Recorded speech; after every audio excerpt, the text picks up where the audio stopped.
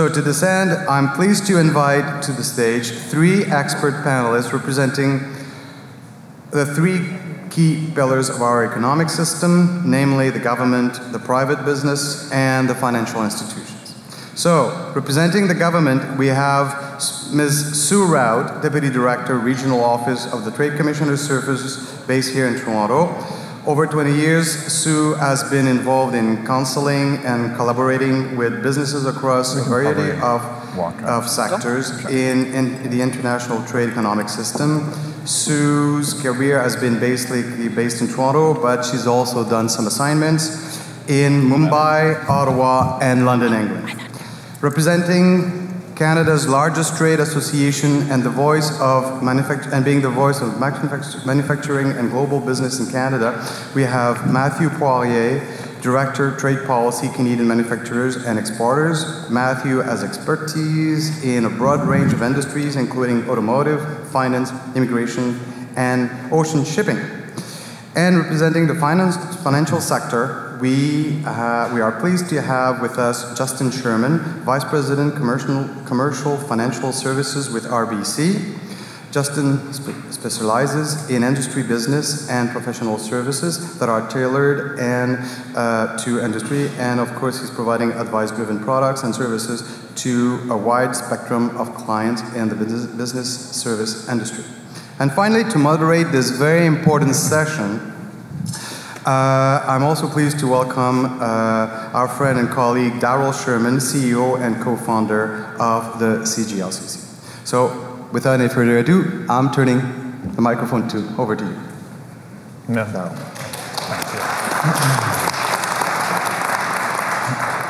Merci, Richard. Thank you, and again, thank you, panelists, for being here. So, over the last 2 sessions, we heard a lot of data, and I know that everybody's heads probably felt like they were going to explode. A lot of numbers being thrown at you, a lot of really important data for all businesses, whether you're small LGBT entrepreneurs, any diverse businesses, or large corporates. So I think I wanted to let's start from that. So everything that we just heard in terms of the global economic outlook, to what our LGBT businesses are kind of facing, whether they're looking just domestically here or looking globally. What do you think are some of the opportunities for LGBT-owned businesses, whether it's looking at trade opportunities or just from a growth perspective? And I just open that up to start off the conversation. So, Sue, do you want to start? Sure. It took me by surprise. The number that took me the most by surprise was the 55% of businesses that are already exporting. And I guess the point that I really wanted to make about the Trade Commissioner's Service, about Global Affairs Canada, about the other trade resources in the room, is it doesn't matter if you've already started, haven't started, or have been doing it for forever and are a mature exporter, please reach out to us. We need to know your story. If only, and I only know 18% of you, I guess, that's the next statistic, in the room. We do, as the Trade Commissioner's Service, have a branding problem. Once you find us, you like us, and you like us a lot. We know that. And we have testimonials to show that. And I think the next evolution is to have some of those stories be told on this stage as well. But it really is to put out there that the trade opportunities, US, Canada, abroad, if you want to carve it into those Canada emerging markets, they're there. And if you need help facilitating and finding the pathway that's right for you, you can come to any of these resources yourself, as the association included, as well as many more, to find that first step. Great.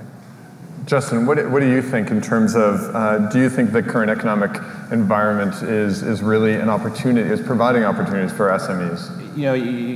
You wonder when is a good time to expand and when is a good time to take that step forward in your journey as a business owner. And I just want to congratulate you for your resilience over the last few years. You think of our trade partner to the south and whether they're a friend or foe. You think of digesting the minimum wage increases here, which not just increased minimum wage, but kind of potentially wages across the board. So well done. There's never a great time to do anything. There's always headwinds, there's always concerns, there's always risks, there's always economic challenges, there's always geopolitical concerns. But I feel there's no reason not to be seriously considering that expansion piece. And just to echo Sue's part, there are, and if you're not hearing about it from your banking partner, whether it be RBC or another FI, there is a tremendous amount of support out there to help help you decide if that's something you want to do or not. So Matt, from another industry association, what are your, really echoing? Wow. I have problems apparently, sorry. What are your members feeling and sensing in terms of the current economic climate and what sort of opportunities does it bring? I think it's on the mend, actually, and this is something that's happened a lot recently, notwithstanding all the good news that's coming out of this room, but with all the NAFTA uncertainty that we were having, the steel and aluminum tariffs was a huge thing, particularly for manufacturing, but then every downstream business that relies on those things were affected as well. So slowly but surely we're sorting these things out. And I think that that's going to start to bring confidence back to the exporter community in Canada specifically. So those are good signs. We're also moving along with our trade negotiations. We have CETA, CPTPP, USMCA at some point. A year ago when we were still negotiating NAFTA, all the investment was going south and was really scaring us from a manufacturing perspective, but from a general economy perspective as well. Because when all those investment dollars start going south, because that's the safe harbor, that's the safe market, we need to resolve these types of problems fast. So the fact that has been resolved, more or less, we'll see, is a positive sign, I think, for sure. And we're going to probably see the needle move in the next few numbers on that. But maybe to challenge that a little bit, I think if you...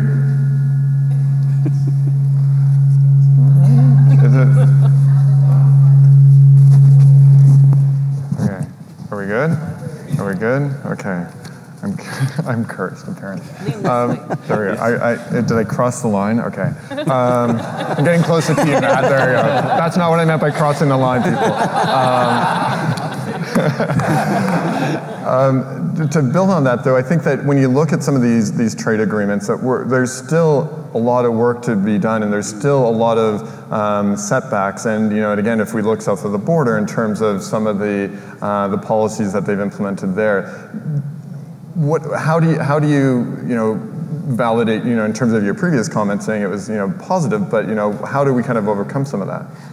It's a good point. Attitudes, I think, are positive, and we see that reflected in the government and sort of their messaging on this, how they're coming out and really encouraging people to take advantage of all these trade agreements. Initial numbers aren't showing that that's the case. So we're wondering, well, why is that? There's a whole bunch of numbers, but I think it comes back to business competitiveness in Canada fundamentally. So in order to export and to start selling your products abroad, you have to be able to compete in a global context. Well, on so many measures, Canada's competitiveness has been challenged recently. Also fundamental structural things too. So if you're looking at the size of Canada's companies, for the most part, they're small. Well, that makes it really hard to export and to go global if you're small. There are ways to leapfrog out of that. And so, for example, having a good e-platform, e-sales platform is a good way to export if you're small, right? But that's not conducive to everyone, right? It might not have a sales-based business, for example. So,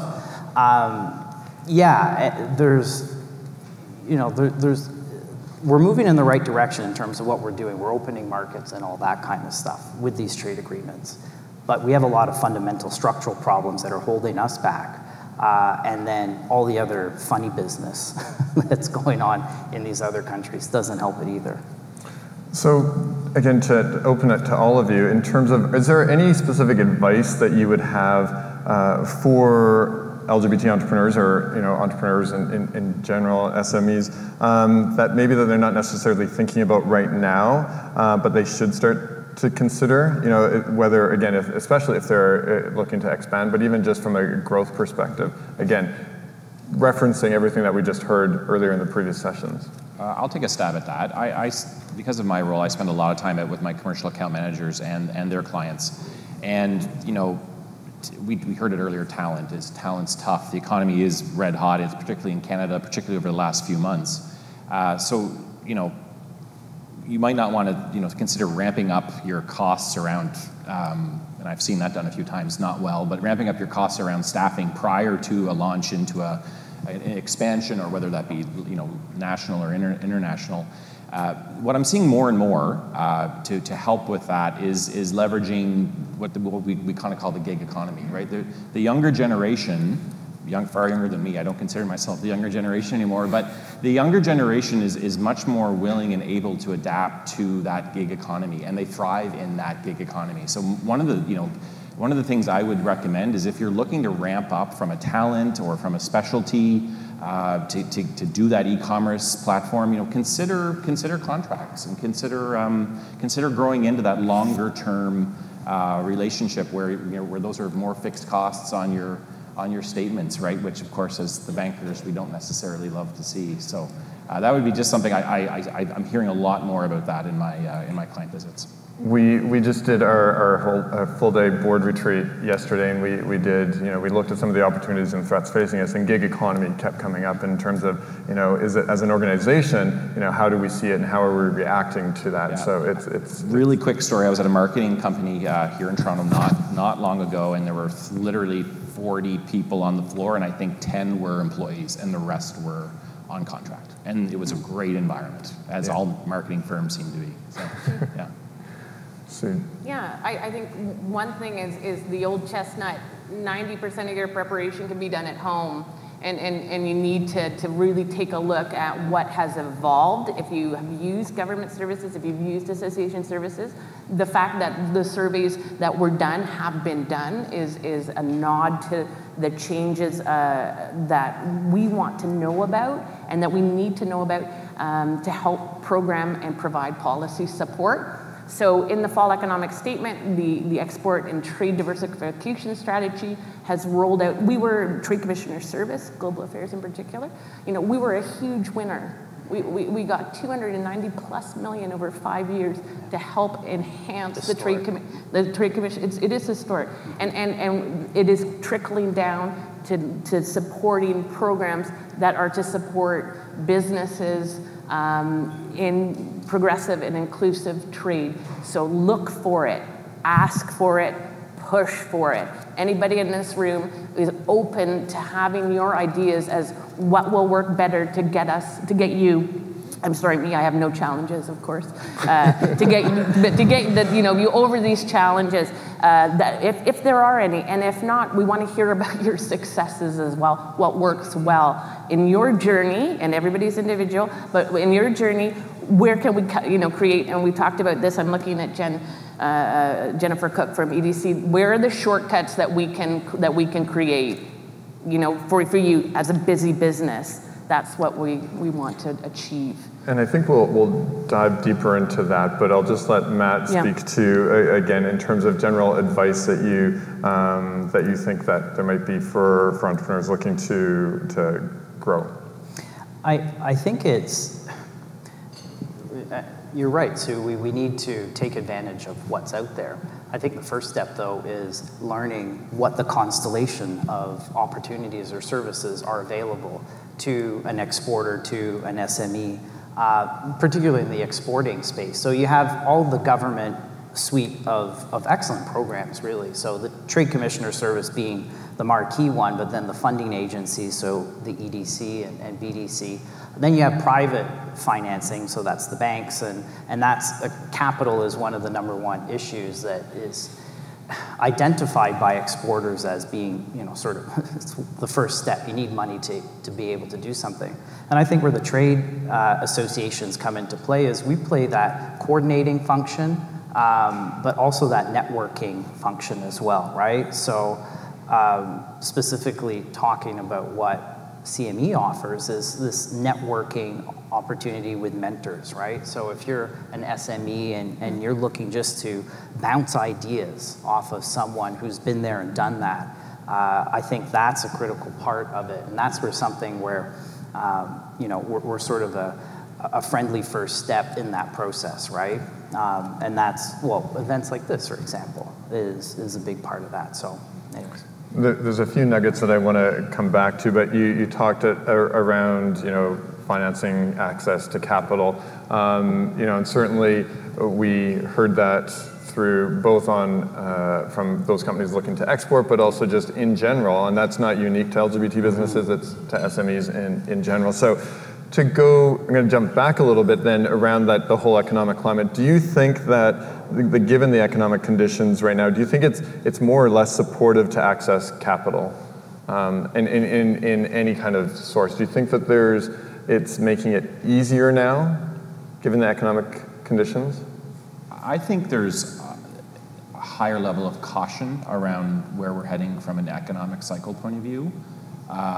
You saw it in the big banks last week. Most increased their loan loss provisions, which would indicate, a higher likelihood of something potentially happening. But I can only speak for my organization, and that's RBC, and I have not seen or heard anything around a curtailment of risk policy or anything like that. We're still very much open for business from my point of view. Well, not as a financial, institution, and where our funding is, it's often cost share, it's often support to business development activities. But what we are conscious of is having set the bar of having opened some markets, that we now have to execute on that being implemented. So the free trade agreement's there, the pathway's open to create those partnerships. We know that we now have to deliver more to you, those critical opportunities, and be it that we need to put capital or look at different ways to support. We need to partner with some of our other resources to look at what kind of financing can drive that more forward. We know it's happening, but we know that that risk is still there for an SME. If you're taking on 10% of your budget, your balance sheet to actually look at a new market, that's, we understand the caution and that you need to face. Yeah, and I would say that Canada is reasonably well served in the financial services side of things. Variety of sources of capital for various risk profiles. The hesitation that we're seeing is that people either aren't accessing it or aren't investing. And that's what concerns us the most, just from a global perspective, investing in their companies to expand. So Canadian businesses are notoriously less productive than their global counterparts. Well, when we start talking about trade, that sort of explains our poor performance in the last decade or so on that front. Notwithstanding certain sectors that are going gangbusters, but really you have this unprecedented access to global markets through all the trade agreements that we've signed. But our numbers, our share of global exports actually is less than it was 10 years ago. So, what do we need to do in terms of public policy, but also financing to help meet those gaps? Well, we can get into that, but those are some of the questions that we're looking at. Well, I think in forums like this, it has been brought up the need for direct financing to small and medium-sized enterprises, and we have an ambitious goal of by 2025 increasing exports by 50%, and we consistently hear that what small and medium-sized enterprises need is help to mitigate that risk. Is it happening in that waterfall yet? No. But we're hearing you. Believe me, we're hearing you. Yeah. And it's that scaling up portion too, right? Like I mentioned earlier, the proportion of Canadian businesses that are small is above average compared to our global. So, what do we need to do to, get Canadian companies to scale up, to get bigger? That's when you can start taking advantage of export markets. Is when you are bigger at a certain capacity or a certain critical mass. So. That's something that we're really focused on. You can talk about the whole business competitive angle, so that's the tax structure, incentives to small companies, removing red tape, that kind of stuff. So that's what we're focused on, but yeah. And for those companies looking to scale up, we have an amazing session tomorrow, so make sure you come back for that. It's all around scaling up. So Matt, I'm going to bring it back to you. So CME Organization works with entrepreneurs across the country to help them grow and expand, both nationally and internationally. And when we did a call last week, and I think you had some good case studies. So can you give us some concrete examples of what some of your members, what strategies they've used that have been successful in kind of growing or expanding? Yeah, and when I talked to a few of our members just to prepare for this panel, just to sort of get anecdotes and stories, assuming that there was one silver bullet way of going global properly, there isn't. and so the few companies that I spoke with, I'll just give an example. One is a parka manufacturer that's not Canada Goose that decided to, they're based in Montreal, and they were going to start exporting their product globally. So they started looking at, okay, what market should we do? What trade agreement should we take advantage of? They took the scattershot approach and just went in almost every market, I think about a dozen countries, and basically saw where their product took off and where it didn't. And then those are the markets that they ended up focusing on. That's a bit risky in terms of an approach, but it just goes to show you that there's not one solution that fits all in terms of this. Another company that makes very specific types of racing boats based in Western Canada, they saw the opportunity through CETA and specifically into the UK market, where there would be a niche demand for something like that there. So their whole business plan and their whole strategy was tailored to that. So I guess the moral of the story is that, it's the first step is really taking stock of what your company does and what product. I'm speaking from manufacturers, people that make things, but there's services, there's all sorts of things too. And then, really using the resources that are available on the stage for that advice. So the Trade Commissioner Service is a great first stop, just to get that sort of stuff, that sort of advice and guidance. Great. And then join your trade associations as well, right? And your national chambers of commerce. Exactly. So we've heard a lot about Trade Commissioner Service, TCS. Can a show of hands, how many people are, first of all, familiar with TCS? And how many people have used the services of TCS? We've got a few, okay, which is great. I think probably what we maybe expect. So a question for you, Sue, then. We heard some great stuff from Minister, Minister Ng, Mary, as I like to call her, earlier today. And so I'm curious from your perspective, so what is with your voice, what is the government policy to support diverse businesses kind of in general, and then maybe specifically LGBT businesses?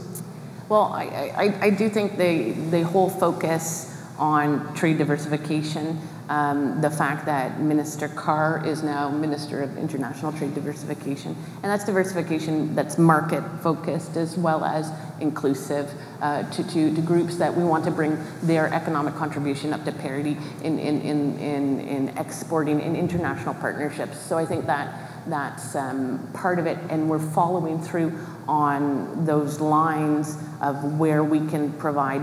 We're still very much stuck on one-to-one counseling. And that, I think, is somewhat reflective of the numbers. And the other point is that we have a brand issue. EDC, darn you, are much better known and well-deserved, but, darn you. And but we're going to get there. But we do a lot of counseling and support. So if you don't know the Trade Commissioner Service, wherever you're located in Canada, we do have regional offices. We have trade commissioners in every province. We serve as a location of where your business is based. It's a great first step. And if we could get everyone in the room who is wanting to, not everybody should export, but if you want to and you really are looking to gain some preparation and some capacity, then we would love to start there. And then we can be the first, we can be the facilitator or the convener of the different services around you. There's others who will do this as well, but we're really about that international push. With the fall economic statement, there was a recognition that we needed to support companies and clients at a different level, and that's why with Can Export, it's our one kind of funding program that is really directed at businesses, and we can speak to at length. I'll speak at length with anybody about it. But the floor is that your company has to have $100,000 in revenue to be able to then cost share the risk to go abroad. Now, there are still problems with those numbers, but it is an improvement. It is an improvement upon what we had. But we can talk about that, and that's a policy and a support, recognizing that we want not only businesses, and it's goods or services. There's no difference. You can have, you can be leading a company that is selling a hard good or is looking to support a service industry. We'd like to hear from you. Do you think that, so you say 100,000, do you think that threshold for, we saw earlier for LGBT businesses, it falls below that? And yeah. Please still get in touch. As I said, we're hearing and we're getting feedback that we are incorporating all the time. Some of it has to go through its own policy it's got to go through Treasury Board submission, but there are ways that we can work with you. The upcoming August trade mission to the National Gay and Lesbian Chamber of Commerce in Tampa, I think it is. Think about joining that. We would love to look at how we can package better support to the community around attendance at that Supplier Diversity trade mission. There's just the real ability to ask the question and hopefully get a yes this time. I really think there's just so much more available, but the 100,000 is still it's a line in the sand. Tampa in August, it's a real selling feature, I know. Yeah, really.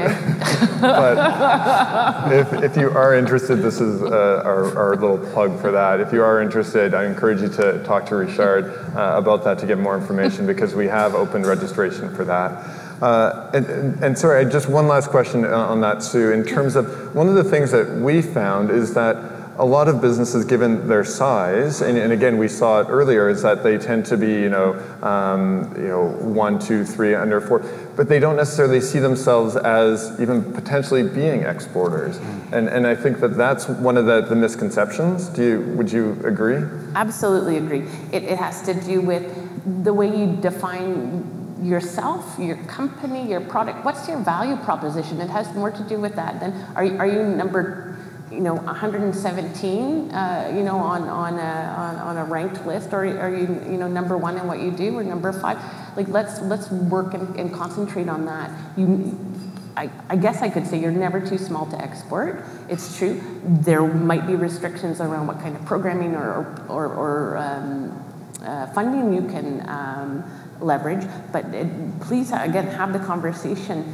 It's well worth it to get a sense, and I was surprised by the number of companies that are still in sole proprietorship, and I'm guessing that there's reasons, of course, for tax reasons, but there's a real drive to maybe push yourself into that other category of incorporated. It does give you different protections. I know it does come with some cons, but to Connie's point too about certification, take advantage of certification as well. It gives you a level of credibility, of a mark, a stamp of approval and authentication, and let us know about it too, because then we can not only praise that, we can hold it up as the mark of quality of a strong Canadian business set.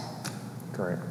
So to shift gears a little bit, I'm going to throw it over to you, Justin, in terms of, obviously you provide funding support for SMEs looking to grow. And so what expectations do you have for any business? For sure. I also want to chime in and just echo Sue's point.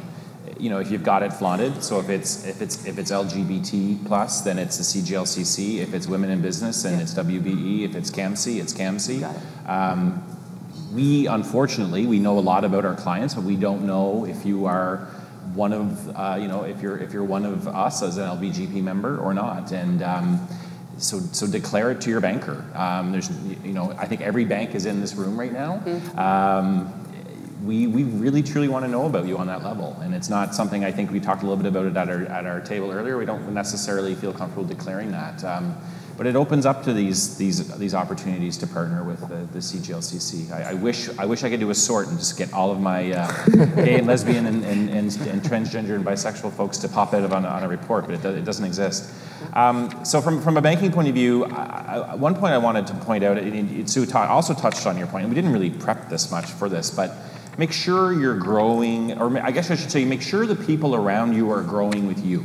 And what I mean by that is where we have the most level of success of bringing clients into RBC is when you're dealing with another FI and you started here and your banker's still there, but now you're here. And what I mean by that, it might be your financing needs. It might be how you collect balances from your clients or payments from your clients. It might be how you move money across the border. And as your needs progress, every bank has different layers of relationship. So my first advice would be to make sure you're dealing with the right part of the bank, right? So from RBC, I could rhyme off 5 different acronyms right now, which would indicate 5 different levels of relationship with RBC. Have a tremendous business plan, especially if you're looking to expand. If you're coming to us and looking for financing, I know everyone loves their operating lines. We don't use operating lines to finance expansions. We use operating lines to finance the ongoing working capital needs of your company. Stress test the heck out of those numbers and those business plans, because we will. We are doomsday planners, so we always look at the best side and of course the worst side as well. Have a great accountant. If you've been dealing with a bookkeeper for 10 years and you've grown your business 10 times, you probably need an accountant and not a bookkeeper.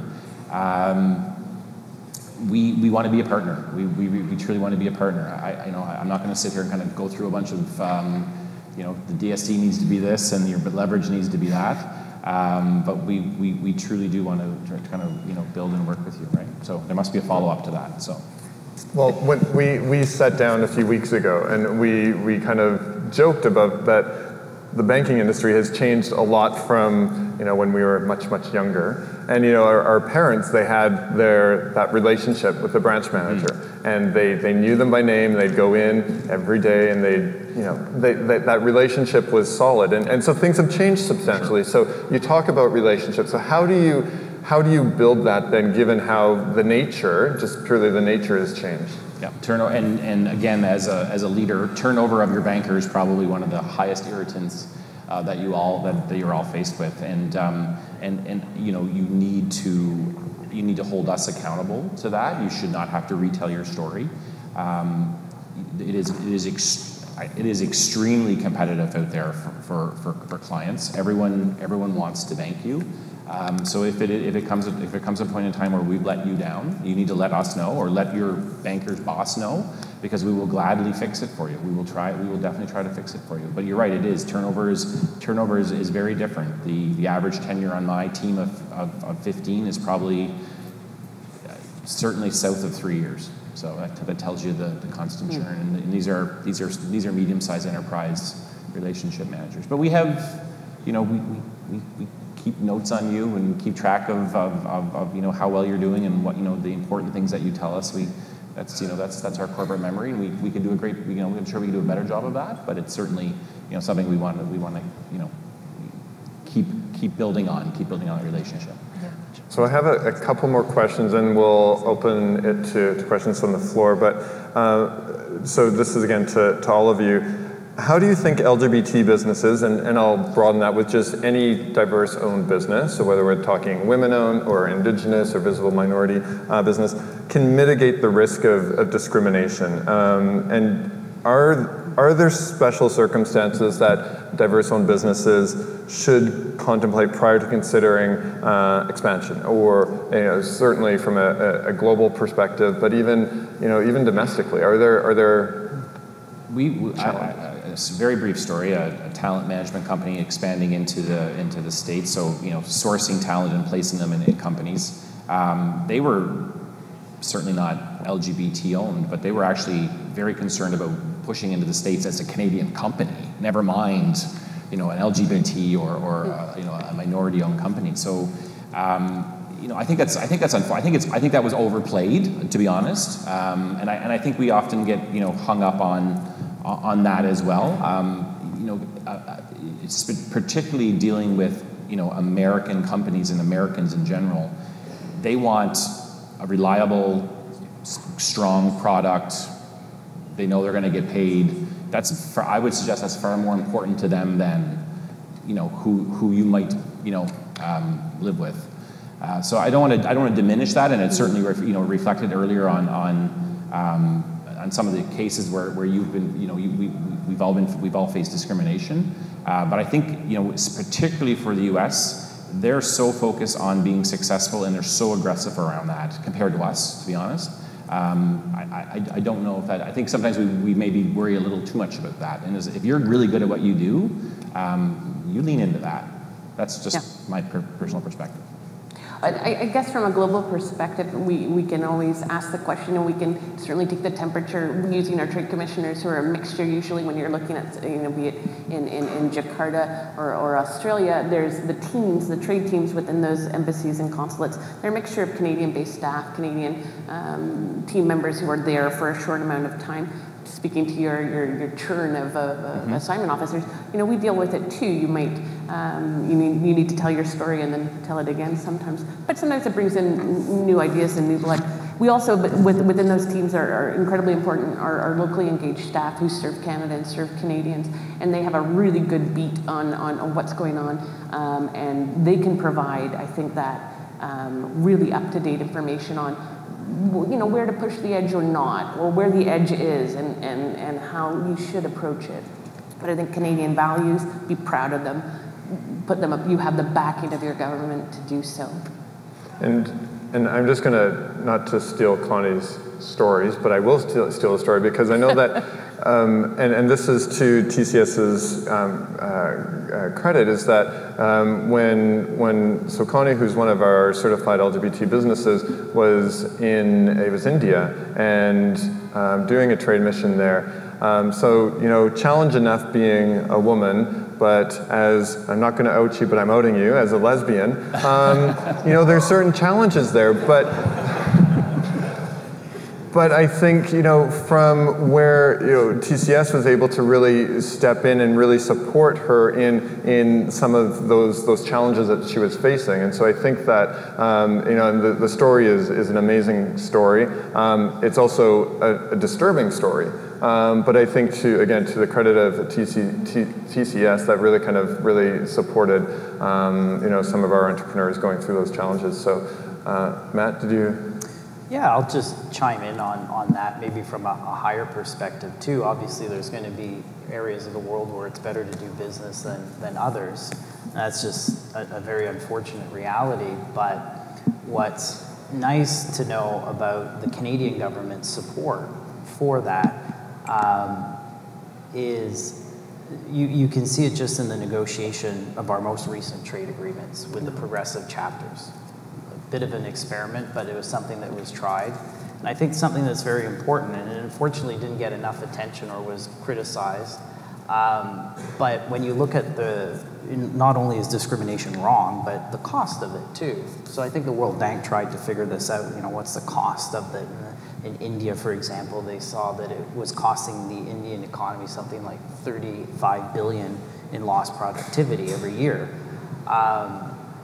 So it makes sense to have that in a trade agreement, doesn't it? Mm-hmm.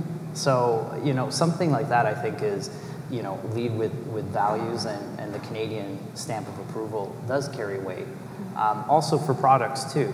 I think that we as Canadians are humble too much and to a fault in that sense, and from anything, at least from a manufactured product that's exported abroad, there's a high degree of quality that goes with that, whether it's from food to agricultural products, you have it.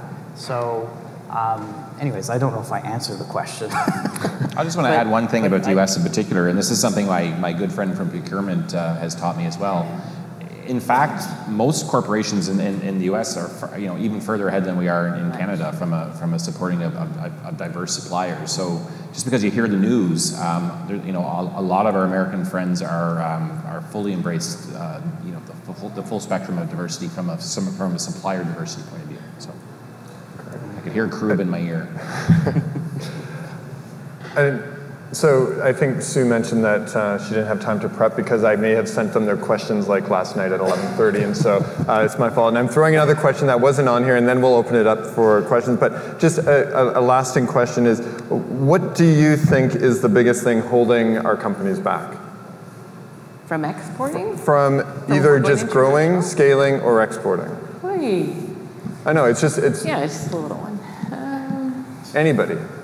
Yeah, please. I think it's our historic isolationism. Like you think of that, if you look at countries that are really good at exporting, they're very intertwined and close to their other countries. You think of Europe, you think of Asia. I think it's our humility. I think it's our we're maybe a little more cautious as a people in general. And this is broad. This is just not not LGBT, but I think we can be a little bit more aggressive and a little less humble. Would you agree, Matt?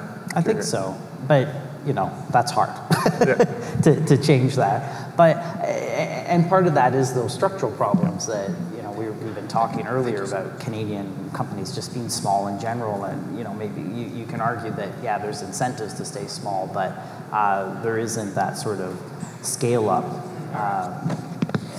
entrepreneurial or growth ambition that you would see in the U.S., for example, and that's what lets you go to the next level, is that scale up and growth. So what are the things that we can to do from public policy, from business perspective to help enable that? There's a whole list, and I think that's an important message. If anything to take away from this is that we need to expand our companies, if anything. I had the privilege to sit at an industry roundtable earlier this week, hosted by EDC, and with various industry associations, and that was ultimately the big thing, is that we are not celebrating our successes. We are not lifting up our businesses, our entrepreneurs enough. See, there you go.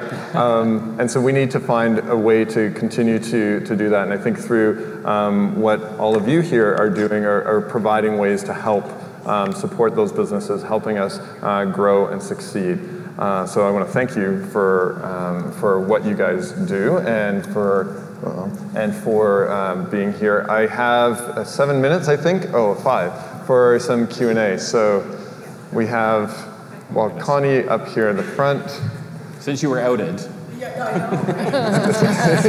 So are we good? Okay. Yeah, so embarrassed. Yeah, nobody knew. I could absolutely ask a dozen questions to each of you, but I'm going to limit it to give other people time. And instead, I'm just going to say, actually, I'm going to plug Sue and the TCs because they are being incredibly modest. We've used the TC services to an unbelievable level of success. And I'm going to give you a couple examples. First off, the can export, it's revenue, not profit. Remember, it's revenue, 100,000 revenue, not profit. It is two things you'll never get from government. It was fast and it was easy. And we got it. And we got it within 5 weeks from the time we applied. I mean, it was really good.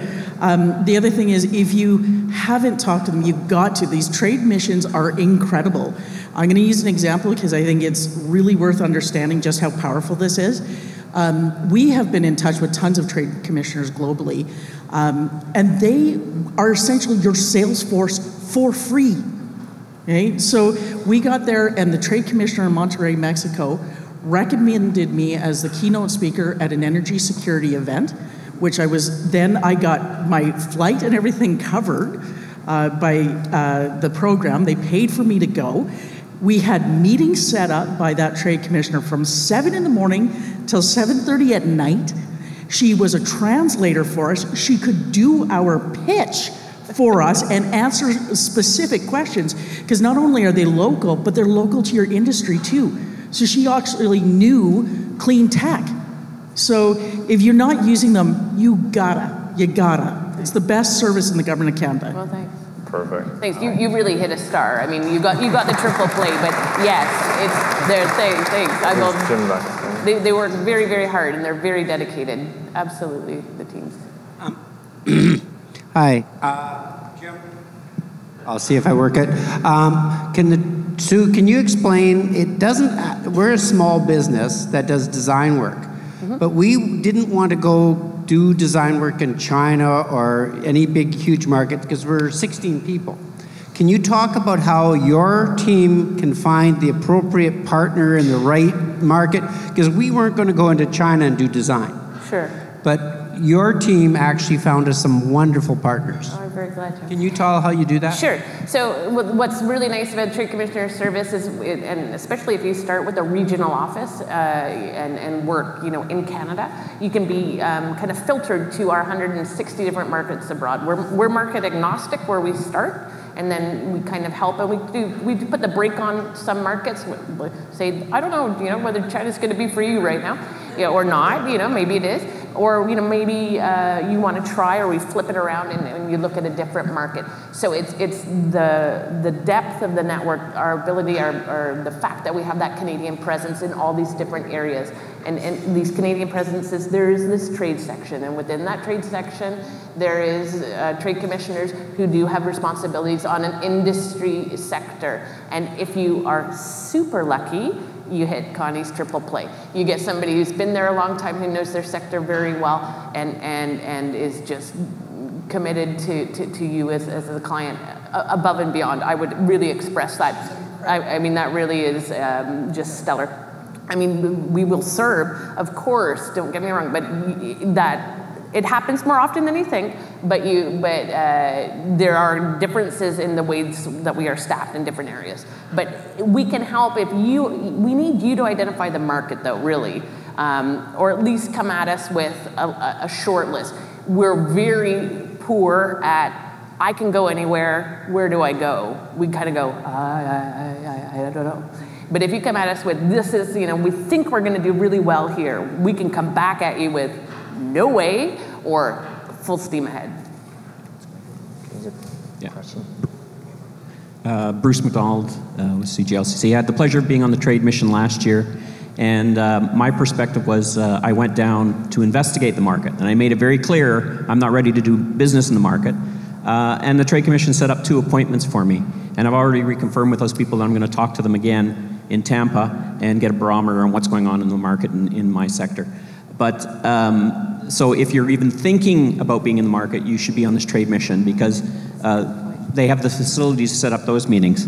I think we saw the survey where people were still concerned about discrimination. Well, to avoid that whole problem, go on the trade mission. You're going to a place where there's going to be 2,000 LGBT people and 200 corporations wanting to do business with us. That's not even an issue. So you've overcome that objection. And I think the third thing about the trade mission was we were really Team Canada at this event. And we had the cheerleaders there, the Trade Commissioner Service and EDC, the people from Export Development Canada. Every day we met, and they'd say, how did your day go, and what can we do better, and what can we do tomorrow, and who do you want to be introduced to? So you have a whole team working for you, and if you're even thinking about the market, you don't have to be ready to go. You should be on the trade mission and talk to Richard. That's absolutely right. Scales of economy. I mean, go, be part of it, learn, absorb. You don't have to take their money if you don't want to, right? If you don't have to sell. But I mean, go and walk a show. That's what we encourage people to do. You scope it out. You investigate. You know, if you're not ready to strike just yet, next year is next year you will be. But absolutely take advantage of it. It is a cost-efficient way to do business development. If we have time for one more question. We'll give it to Javier. Yay. You had your chance. Hi. Thank you, everyone. May I just as comment before my question, I totally second this idea of having success stories. Because as an entrepreneur, it's always easier to see myself like following the steps, of someone who has done good, and so we need that. My question is around the dependency that we have in the U.S. I mean, I spent the first 40 years of my life living outside of Canada, and it's just hard not to look at the U.S. first and focus there and get lost there for the first 10 years.